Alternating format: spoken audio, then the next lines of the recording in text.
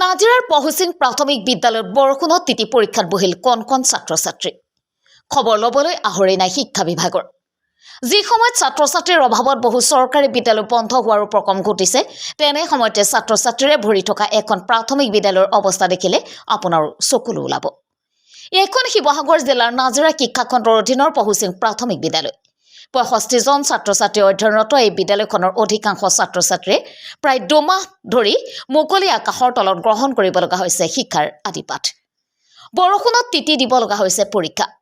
২০২৩ বৰ্ষৰ ১৩ ডিচেম্বৰত অঞ্চলটোত হোৱা প্ৰবল শিলাবৃষ্টিৰ ফলত ক্ষতি সাধন হয় পহুচিং প্ৰাথমিক বিদ্যালয়ৰ গৃহৰ টিনপাত। কিন্তু প্ৰায় ২ মাহ উকলি যোৱাৰ পাছতো বিভাগীয় কৰ্তৃপক্ষই বিদ্যালয়খনৰ মেৰামতিৰ কোনো ব্যৱস্থা গ্ৰহণ নকৰিলে, যাৰ ফলত এতিয়া সামান্য এজাক বৰষুণৰ পাছতেই দুৰ্ভোগ ভুগিবলগীয়া হৈছে শিক্ষক-শিক্ষয়িত্ৰীসকলৰ লগতে বিদ্যালয়খনৰ ছাত্ৰ-ছাত্ৰীসকলে। বিদ্যালয়ৰ প্ৰধান শিক্ষকে বাৰম্বাৰ বিভাগীয় কৰ্তৃপক্ষক অৱগত কৰাৰ পাছতো বিভাগৰ সুদৃষ্টি নপৰিল বিদ্যালয়খনত।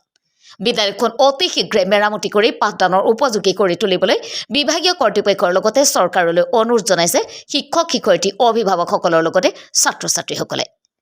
নাজিৰাৰ পৰা দিলীপ হাজৰিকাৰ ৰিপৰ্ট, অসম ৰিপৰ্ট।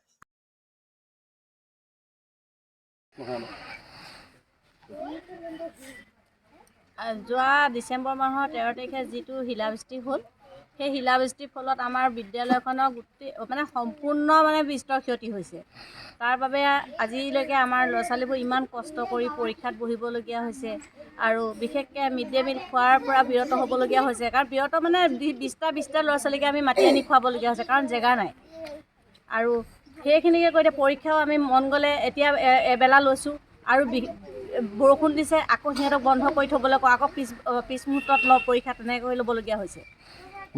শ্ৰেণীকোঠাত পানী পৰিছে। শ্ৰেণীকোঠাত গোটেই পানী। টিংসমূহৰ অৱস্থা বেয়া। টিঙৰ টিং বুলিবলৈ নায়েই, সম্পূৰ্ণ আকাশৰ তলত থকা নিচিনা লাগে।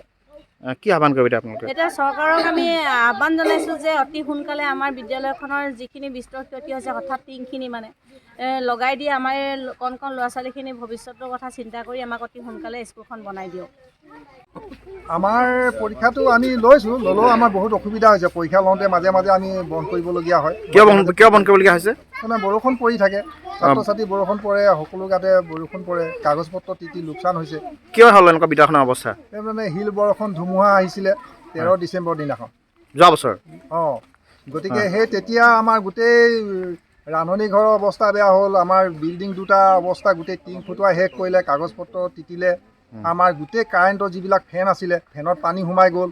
আমাৰ বক্স আছিলে, আমি যিকোনো অনুষ্ঠানত প্ৰচাৰ বক্সটো আমাৰ পানী সোমাই বিদ্যালয়ৰ সম্পত্তি বহুত লোকচান হৈ গ'ল। গতিকে দিব বুলি কৈছে, ২ লাখ টকা এটা দিব বুলি প্ৰচাৰ হৈছে, কিন্তু আজিলৈকে আমি পোৱা নাই। গতিকে ভাবিছোঁ সোনকালে যাতে আমাৰ টিংখিনি লগোৱাৰ ব্যৱস্থা কৰি দিয়ে, তাৰে আমাৰ এটা অনুৰোধ থাকিল। বৰষুণ দিলে পাঠদান কৰিব নোৱাৰে, বহুত অসুবিধা হয়। এটা বিল্ডিঙত আমি গোটেইখিনি ছাত্ৰ-ছাত্ৰী সোমাই পাঠদান দিবলগীয়া হয়। কিমানটা শ্ৰেণী পাঠদান দিয়ে আপোনালোকে? আমাৰ এনেকৈ 6টা আছে ক্লাছ। ছাত্ৰ-ছাত্ৰী কিমান আছে? ছাত্ৰ-ছাত্ৰী 65 আছে। হয়। গতিকে আমি এটাহে বিল্ডিং অলপমান ভাল হৈ আছে, বাকীবোৰ চব গ'ল। গতিকে এটাতে আমি অদল বদল কৰি পাঠদানটো চলাই থাকিবলগীয়া হৈছে। আজি পুৱাৰে পৰা বৰষুণ দি আছে। বৰষুণ দি আছে, বহুত অসুবিধা। মিড ডে মিল খোৱা অসুবিধা হৈছে, একেটা ৰুমত খুৱাবলগীয়া হৈছে, বহুত সমস্যা হৈছে। কিন্তু আমি কাৰ্যসূচী চলাই আছোঁ, সকলো শিক্ষকে আমি কাৰ্যসূচীবিলাক চলাই আছোঁ, কিন্তু আমাৰ সময়টো বেছি লাগিছে আৰু কষ্টটো বেছি হৈছে।